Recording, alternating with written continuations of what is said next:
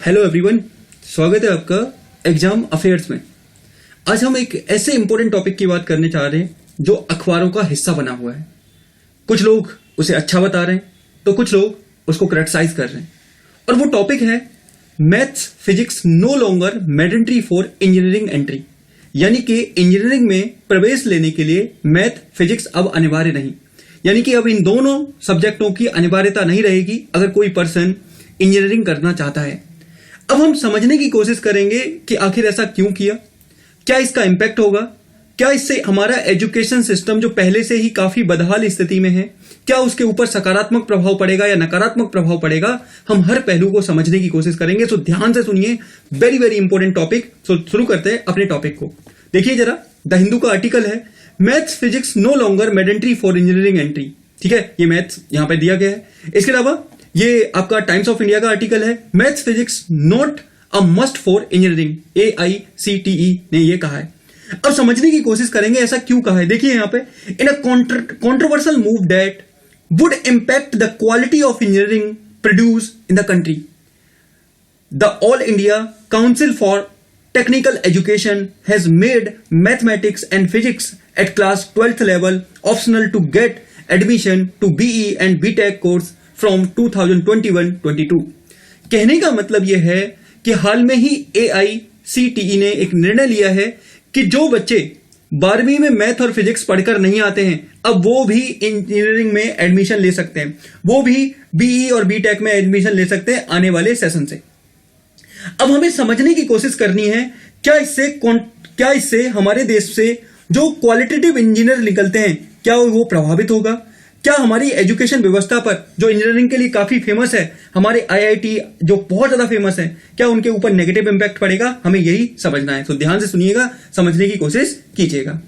अब हम जान लेते हैं क्या किया है।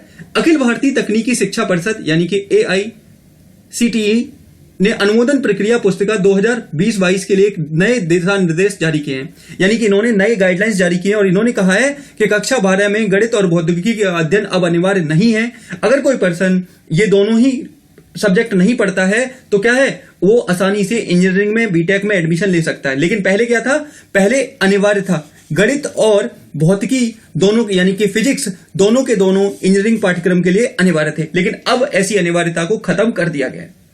अब सवाल उठता है, क्या इससे हमारी शिक्षा व्यवस्था प्रभावित होगी, क्या इससे इंजीनियरिंग प्रभावित होगी। तो इसका आंसर आएगा डेफिनेटली होगी।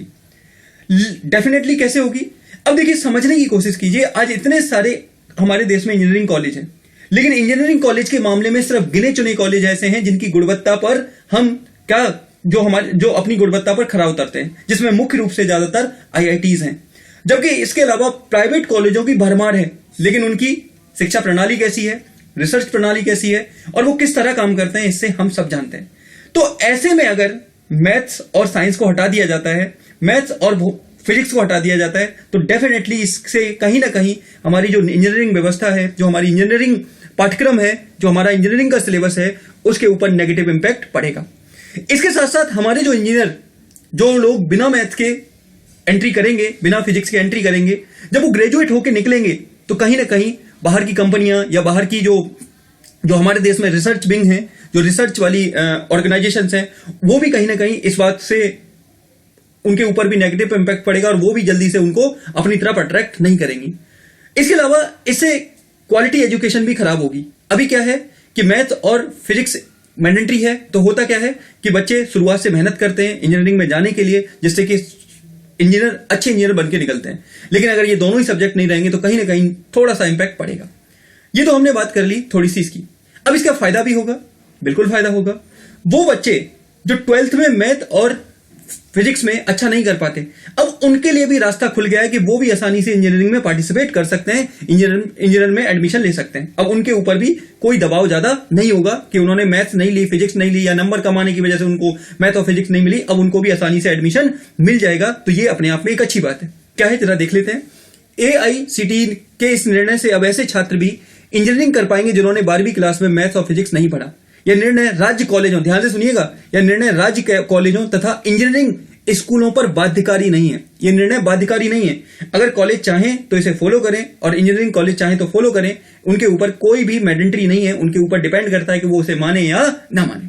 इसी के साथ एक और प्रावधान किया गया कि जो अनारक्षित का मतलब होता है अनरिजर्व, ठीक है, अनरिजर्व कैटेगरी के जो अनरिजर्व जो कैटेगरी के बच्चे हैं उनके लिए न्यूनतम 45% चाहिए, और जो रिजर्व कैटेगरी के बच्चे हैं उनको 40% अंकों पर भी आसानी से इंजीनियरिंग में एडमिशन मिल जाएगा। ये नए गाइडलाइंस जारी किए गए हैं AICTE के द्वारा, ये आपको समझना है। अब हमें यह समझना है क्या इससे शिक्षा व्यवस्था प्रभावित होगी या नहीं होगी। जैसा भी आपका राय हो, जैसा भी आप सोचते हो, उसको कमेंट बॉक्स में करिएगा और बताइएगा क्या सरकार का यह निर्णय सही है, क्या सरकार के इस निर्णय से हमारे एजुकेशन सिस्टम प्रभावित होगा या नहीं होगा, ये आपको कमेंट बॉक्स में बताना है।